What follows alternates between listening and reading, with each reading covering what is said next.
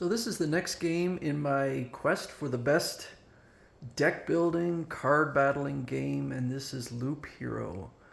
And no, your eyes are not deceiving you. These graphics look like they could have come from the 1980s.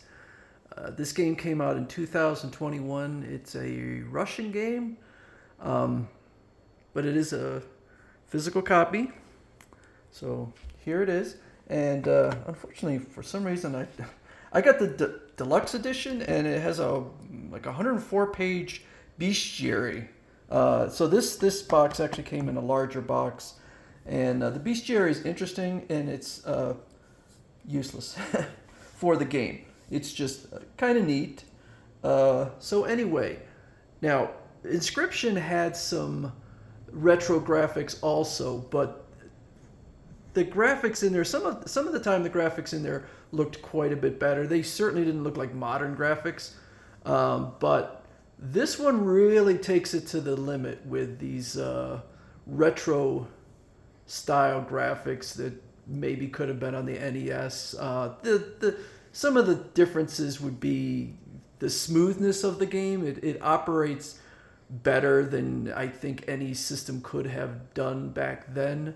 As a deck building game, I would say it's about as far from what I would consider a deck building game as you can get and still call it that.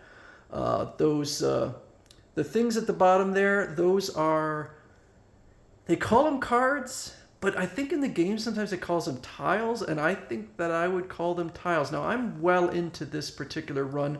I actually beat the boss of this level, but you could keep playing and accumulating resources that you can use on your campsite. So I'll just do one. Now, you have to prepare. You have your different weapons up there. In the case with this creature, he uses, or this character uses rings, a necklace, and these are all up in the right-hand corner, and a spell book. And my character is pretty tough at this point. But the creatures keep getting tougher and tougher. So this is, it's been described in a few different ways, but it is a roguelike, which means it's procedurally generated RPG. The RPG story is pretty loose. So I'll go in here again. The battling is just automatic. I don't do anything. I have to prepare it, but I'm not actually doing anything. And you could see I'm getting new equipment and new what I will refer to as tiles. And then these tiles I can put on the screen to help me out with things. For instance, the rocks would help give me more hit points. The meadow would give me more hit points when any day starts. There is a lot of information on this screen. There's a lot of stuff going on. And I think just the volume of pixels on the screen is something that like the original NES could never have done. So there are some differences, but definitely kind of the style. And I don't know whether that's purposely done or if it's budgetary. I'm assuming they did it purposely. It is a very addictive game. I'm not going to deny that. And basically, in order to improve your chances, you need to continue to work on your campsite. And that's outside of a run. So when the run's over, I can use those, all the accumulated items that I get up there in the upper half of the screen to upgrade my campsite and give me better chances and give me all sorts of bonuses and things. So you can see I've laid things all over the screen. When it originally starts, it's just that loop that you can kind of almost barely see now because it's so covered with things. And this is my so it says up there in the upper, the light's shining on it, but this is the 8th iteration around this loop. And on the previous iteration was when I finally put enough stuff on the screen that I was able to open up the boss and defeat the boss. There are, I think, 4 bosses in the game. I've defeated 2, and it's taken me a long time. I've been working on this game for quite some time. And it's once you start playing it, it's hard to put this down. Now, if I were to compare this to, it's really hard to compare this because it is so different from the other games. But just from pure fun, I'm still gonna go with Monster Train as my favorite of the we'll say card battlers. And I can't remember I think I said Shadowverse was number 2, and then Slay the Spire, and so between Loop Hero and Slay the Spire, I'm not sure. They are very different games. Like Slay the Spire and Monster Train are extremely similar, and Inscription and Shadowverse in the mechanics, certain sections are very similar. Um, I'm not even sure. I think Loop Hero and Slay the Spire, just from pure fun, I would say they're very, very similar. But Monster Train, I would say, probably still takes the championship. I have one more game coming called Black Box, and I do not think that's gonna impress me more. It might end up coming in last. This one, Loop Hero, has some pretty good reviews, and I do recommend it. I don't know that I recommend the deluxe version like I got. Although I think I got it well before it came out on Amazon and other places. I ordered from one of those, like, I don't know, one of the not a limited run, but one of those type.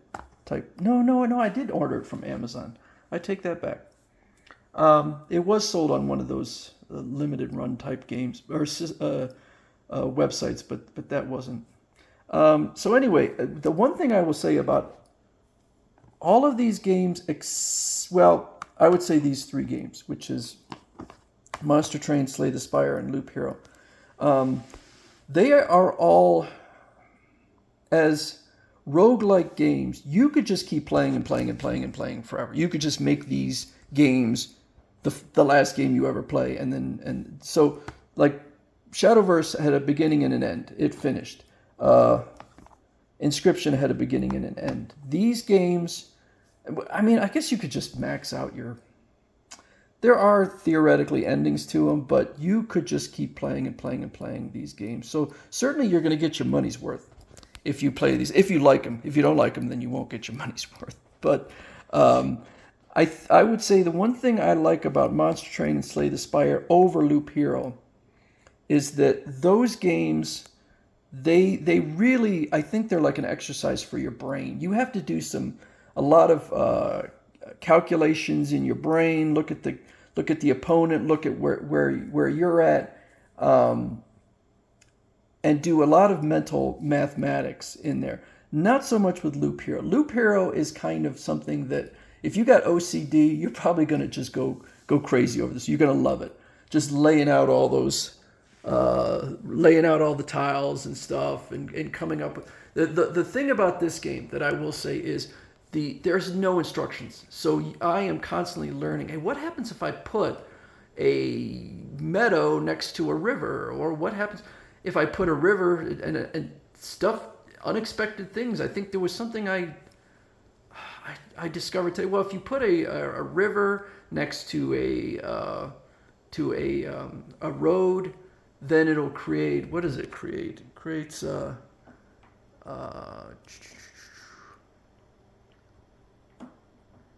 come on.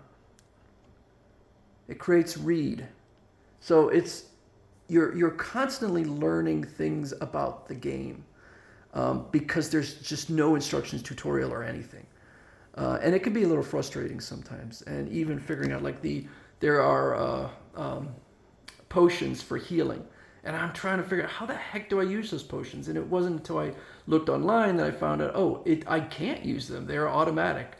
And they heal like barely anything. They're kind of useless, but I know I can upgrade them. Anyway, so I'm going to keep this under 10 minutes. Loop Hero, I do recommend it. I think it's a fine game. But Monster Train is still my favorite of the deck building card battler games. It's not a card battling. Loop Hero is not a card battling game. It's very loose to consider it a deck building. Anyway, so that's Loop Hero by Four Quarters, a Russian company.